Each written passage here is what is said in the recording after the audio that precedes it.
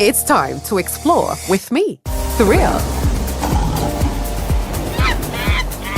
Explore the wonders of the world with Thrill. It is episode 16, and we make it to Utah, USA.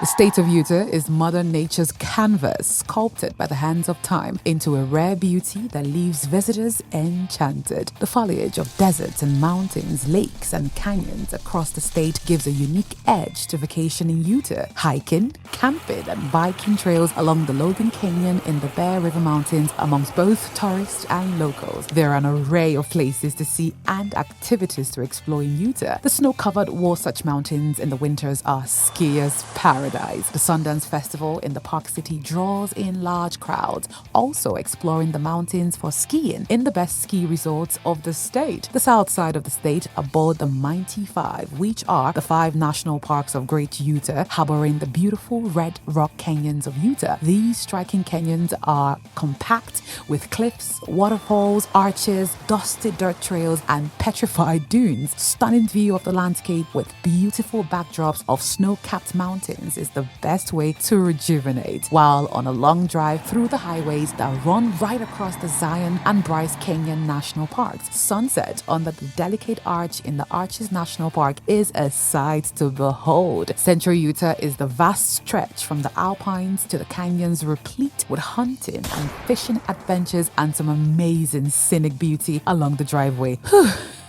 Wow. Now to Stansbury Island. It is the second largest island in Great Salt Lake. Its status as an island depends on the level of the lake. During low water periods, it has been a peninsula. It is now connected to the mainland by a good permanent gravel road and is surrounded on the west and south by evaporation ponds which are enclosed off from the lake. The island is approximately 11.5 miles long and 4.5 miles wide and covers some 22,314 acres. The highest point of the island is called Castle Rock. It is about 6,600 feet above sea level, towering about 2,400 feet above the lake. From the rock, you can see over the entire lake, its islands, and the surrounding area. Now, let's explore the Great Salt Lake in Antelope State Island Park. It is a premier attraction in the vicinity of the state capital. The Great Salt Lake is the largest saltwater lake in the Western Hemisphere and the 8th largest terminal lake in the world. The lake's 3 major contributors, the Jordan,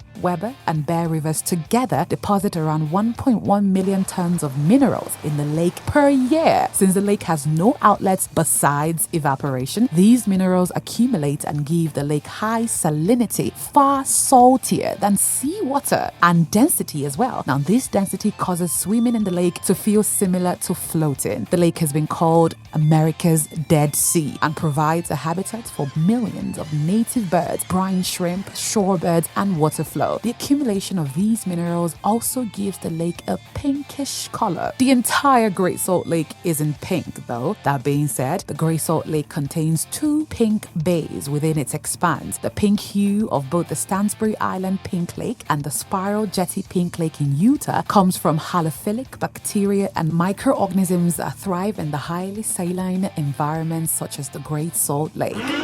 Swimming in Utah's Pink Lake might initially sound off-putting due to the bacteria and algae mentioned, but it's actually safe. It is recommended that you avoid getting the water in your eyes or mouth. The white sand beaches on the north of Stansbury Island are considered by many to be the best swimming areas on the lake. They are accessible only by boat or by a rugged hike over the craggy middle of the island. Some people have had an unpleasant experience swimming in the lake.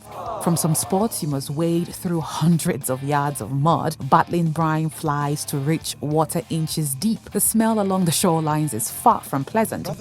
But these conditions do not exist on many beaches on the island. The environment is pleasant and the water is ideal for swimming. The temperature of the water pushes up towards 80 degrees most summers, making it very inviting. The best time to visit Pink Lake at Stansbury Island is throughout the year because it maintains its distinctive rosy hue throughout the year, but the pinkness may diminish after heavy rainfall or snowfall. Accessing Stansbury Island during winter and spring can be a bit challenging challenging due to the muddy roads on Stansbury Island. Summer offers the best opportunity to experience Stansbury Island fully, with warmer temperatures ideal for floating in the water. If visiting in the summer, be prepared for the heat by bringing shade tents and applying sunscreen, as there is no natural shade available at the lake.